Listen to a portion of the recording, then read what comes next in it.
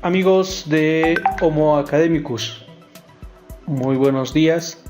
Les pedimos que en esta oportunidad se suscriban al canal y vamos a tratar el capítulo 4 del texto Metodología de la Investigación de Roberto Hernández Sampieri, que básicamente tiene que ver con la elaboración del marco teórico, la revisión de la literatura y la construcción de una perspectiva teórica. Vamos a comenzar por lo más básico. ¿Cómo se debe entender al marco teórico? Básicamente, Sampieri señala que en su acepción más general, el marco teórico es una especie de compendio de escritos, de artículos, libros y otros documentos que describen el estado pasado y actual del conocimiento sobre el problema de estudio. Nos ayuda a documentar cómo nuestra investigación agrega valor a la literatura existente. Se lo plantea el marco teórico una vez que primero hemos planteado el problema, ya hemos formulado los objetivos de investigación, se han formulado también las preguntas de investigación, se ha definido la relevancia del problema o se ha justificado el problema, se ha determinado la factibilidad y viabilidad del proyecto de investigación y la etapa consecuente vendría a ser la de la elaboración del marco teórico, que básicamente consiste en exponer y analizar teorías, conceptualizaciones y perspectivas teóricas que tienen que ver con nuestro problema de investigación. Es importante que sepamos que el marco teórico cumple funciones concretas en la investigación. La primera de estas funciones es que ayuda a prevenir errores porque le dota al investigador de un marco de referencia, un marco analítico que permite ubicar temáticamente la investigación. Orienta sobre cómo realizar el estudio, porque claramente las teorías que son parte del marco teórico definen un conjunto de conceptos y categorías que permiten aprender la realidad o aproximarse y leer la realidad.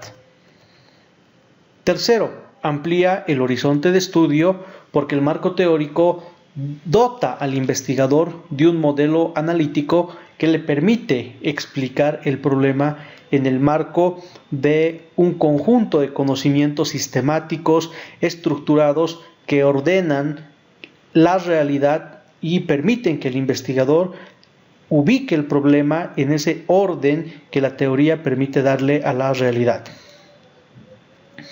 Documenta además la necesidad del estudio porque el marco teórico en sí mismo opera o funciona como una red conceptual que básicamente permite entender la necesidad de explicar un problema o un vacío del conocimiento, y la teoría es el primer instrumento con el cual nos aproximamos a resolver esos vacíos del conocimiento. Quinto, conduce a formular las hipótesis de la investigación, porque claro, la teoría le dota al investigador de proposiciones que aunque carezcan de base empírica o de datos, estas proposiciones son deducciones lógicas de la relación entre las proposiciones teóricas y por lo tanto sujetas a prueba en el proceso de investigación. Sexto, además que inspira líneas y áreas de investigación, porque no cabe la menor duda que el marco teórico también está inscrito en un conjunto de teorías y perspectivas teóricas que se ha construido a partir del desarrollo de grandes paradigmas o de grandes líneas de investigación dentro de la investigación científica de determinado campo, y provee de un marco interpretativo a los datos. Los datos solamente van a tener sentido en la medida en que exista un conjunto de conceptos que permitan darle sentido y significado a esos datos de tal forma que proyecte dichos datos a conclusiones teóricas. ¿Qué etapas comprende la elaboración de un marco teórico? ¿Para qué? ¿Cómo se va a realizar el marco teórico? Sampieri señala que hay dos etapas. La primera de ellas es la revisión de la literatura, la revisión de todo lo que es relevante, se ha investigado, producido y publicado acerca de nuestro problema de investigación. Y la segunda etapa, que sería la adopción de una teoría o el desarrollo de una perspectiva teórica desde la cual vamos a enfocar nuestro problema de investigación. ¿En qué consiste la revisión de la literatura o esta primera etapa en la elaboración del marco teórico? La revisión de la literatura consiste, como dice Sampieri, en detectar, consultar y obtener la bibliografía y otros materiales que sean útiles para los propósitos del estudio, de donde se tiene que extraer y recopilar la información relevante y necesaria que atañe a nuestro problema de investigación. Esto involucra varias cosas. La primera, la detección de la literatura y otros documentos. Podemos hablar de fuentes primarias y investigaciones de primera mano directamente relacionados con nuestro problema, fuentes secundarias, autores que hagan referencia a teorías, a investigaciones relacionadas con nuestro tema, pero que directamente no los abordan, o fuentes terciarias, ¿no? Boletines, resúmenes, síntesis de investigaciones, de trabajos que tienen que ver con nuestro problema de investigación, pero que de manera directa no están presentando los resultados de una investigación relacionada o vinculada a nuestro problema. Posteriormente, una vez que se hace esta detección de la literatura y otros documentos y los clasificamos en fuentes primarias, secundarias y terciarias, comenzamos con el inicio de la revisión de la literatura. Básicamente consiste en acopiar la literatura, recopilar esta información, descargarla de la web, identificarla en las bibliotecas, revisar esta información de manera previa, familiarizarnos con esta literatura, entender cuáles son las dimensiones, los alcances de estos trabajos y fundamentalmente lograr el acceso a los mismos. Y una vez que logramos hacer una revisión previa de esta literatura, entonces vamos a la obtención de la literatura, es decir, la recuperación de estos textos, de estos documentos, donde básicamente tenemos que lograr la localización y la obtención de los mismos para poder disponerlos en la investigación. La consiguiente etapa consiste en la consulta de la literatura. Básicamente tiene que ver con un proceso donde seleccionamos aquella literatura que va a ser esencial y crucial para nuestro trabajo y básicamente seleccionamos las fuentes de mayor utilidad, depurando y descartando aquellas que ya tienen una relación mucho más lejana a nuestro trabajo y no van a contribuir directamente a la construcción de una perspectiva teórica. Y la última etapa en la elaboración de la revisión de la literatura tiene que ver con la extracción y recopilación de la información de interés en la literatura científica. Básicamente, ¿cómo realizamos este proceso? A través de la elaboración de fichas bibliográficas, de fichas textuales, de fichas analíticas, la toma de apuntes en libretas, en cuadernos de notas de toda esta literatura y que la vamos a utilizar como insumos para la construcción de la perspectiva teórica.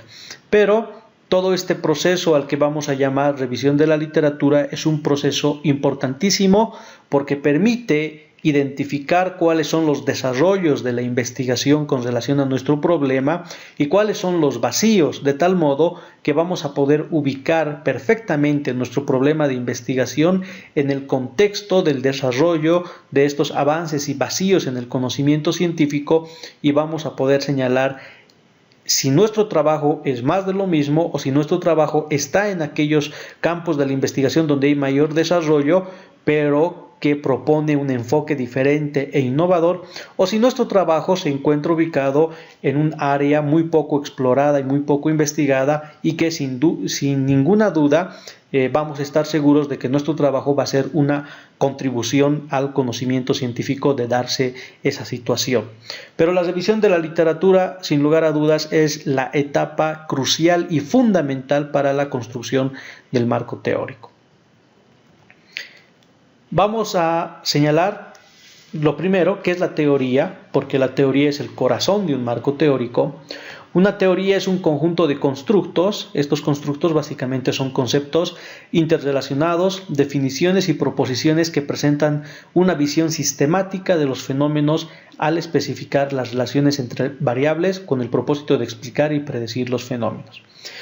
Desde otra perspectiva, las teorías no solo consisten en esquemas o tipologías conceptuales, sino que contienen proposiciones semejantes a las leyes que interrelacionan dos o más conceptos o variables al mismo tiempo. Más aún, estas proposiciones deben estar interrelacionadas entre sí.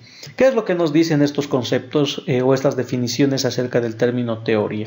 Que básicamente debemos entender a la teoría como una matriz dinámica, como una red conceptual, un modelo analítico que permite o tiene la capacidad de explicar la realidad, de ordenar, de darle una estructura a esa realidad caótica que se nos presenta a nuestros sentidos en forma intensa, en forma extensa y en forma infinita, pero que, siendo estas las características de la realidad, la teoría nos va a dar una estructura interpretativa de esa realidad, va a ordenar relativa y parcialmente la realidad para que se pueda explicar dicha realidad, predecir los fenómenos de esta realidad y a través fundamentalmente del uso de conceptos. ¿Cuáles son las funciones de la teoría? Primero, explicar. La función más importante de una teoría es explicar, decir por qué, cómo y cuándo ocurre un fenómeno. Segundo, sistematizar. La teoría sistematiza y da orden al conocimiento sobre un fenómeno o una realidad, conocimiento que en muchas ocasiones es disperso y se encuentra organizado. Y por último, predecir. Otra función muy asociada a la explicación es la de predecir, es decir, hace inferencias a futuro sobre cómo se va a manifestar u ocurrir un fenómeno. Esto es obvio, ¿no? Porque si la función de la teoría es explicar, es decir, establecer relaciones de causa y efectos, relaciones de causalidad entre las variables de un fenómeno y entre fenómenos, entonces la permanencia de las causas, la recurrencia de las causas nos permite entender que los fenómenos se van a seguir reproduciendo del mismo modo y por lo tanto la teoría no solo va a tener capacidad explicativa, sino capacidad predictiva. Y todas las teorías son igualmente útiles o algunas teorías son mejores que otras. Existen diferentes criterios. El primero de ellos es que una teoría debe tener, en primer lugar, capacidad de descripción, explicación y predicción del fenómeno. El segundo criterio, que la teoría debe tener consistencia lógica, es decir, debe existir interrelación coherente, lógica, sostenida entre las proposiciones que se formulan desde una determinada teoría. La teoría debe dar u otorgar perspectiva, ¿no? Capacidad de enfocar los problemas y darle un marco interpretativo. Debe además tener cierto carácter de innovación o inventiva, de tal forma que siempre se entienda de manera novedosa cualquier fenómeno de la realidad y no sea solamente el sentido común lo que permita formular las explicaciones acerca de la realidad. Y el quinto criterio tiene que ver con la sencillez, ¿no? O la parsimonia, que básicamente señala que las mejores teorías son las que mejor permiten comprender la realidad. ¿Qué estrategias se deben seguir para construir el marco teórico, ¿no? O adoptamos una teoría o desarrollamos una perspectiva teórica propia. En la investigación podemos toparnos con la existencia de teorías completamente desarrolladas, ¿no? Teorías amplias que aborden casi todos los elementos, aspectos y dimensiones de una realidad que queremos investigar y por lo tanto en estos casos básicamente tomamos esa teoría como la estructura misma de nuestro marco teórico, sin la necesidad de formular nuevos conceptos o nuevos constructos auxiliares que nos permitan trabajar ya nuestro problema de investigación. O puede darse el caso de la existencia de varias teorías aplicables a nuestro problema de investigación. Y ahí lo que podemos hacer es tomar una de esas teorías o basarnos en otra teoría, o básicamente tomar partes de dichas teorías y tratar de ensamblarlas, obviamente en un marco interpretativo común y coherente que permita construir una perspectiva teórica propia, ¿no? O pueden existir piezas o trozos de teorías, generalizaciones empíricas, ¿no? Esto por lo general sucede cuando queremos investigar desde los clásicos, y muchas veces los clásicos se han focalizado en macroteorías, pero sí tenemos trozos, fragmentos de proposiciones teóricas que nos permiten, digamos, tener un punto de apoyo para construir una perspectiva teórica. En este caso, claro, el marco teórico termina siendo una propuesta y un aporte del investigador desde el punto de vista de que se está animando a construir una teoría que relativamente va a ser el punto de partida para la investigación. O puede darse el caso de descubrimientos interesantes pero parciales que no se ajustan a una teoría, ¿no? En estos casos, claro, es importante sistematizar esos conocimientos, organizar dichos conocimientos y tratar de utilizarlos como el punto de apoyo para el desarrollo de una perspectiva teórica. Eso es todo, les agradecemos la atención. En otro vídeo vamos a explicar aspectos muy concretos sobre cómo utilizar las fichas textuales bibliográficas para la elaboración del marco teórico y algunos otros aspectos prácticos. Y básicamente aquí concluiríamos este vídeo acerca de la elaboración del marco teórico. Les agradecemos su atención y les pedimos que se suscriban al canal.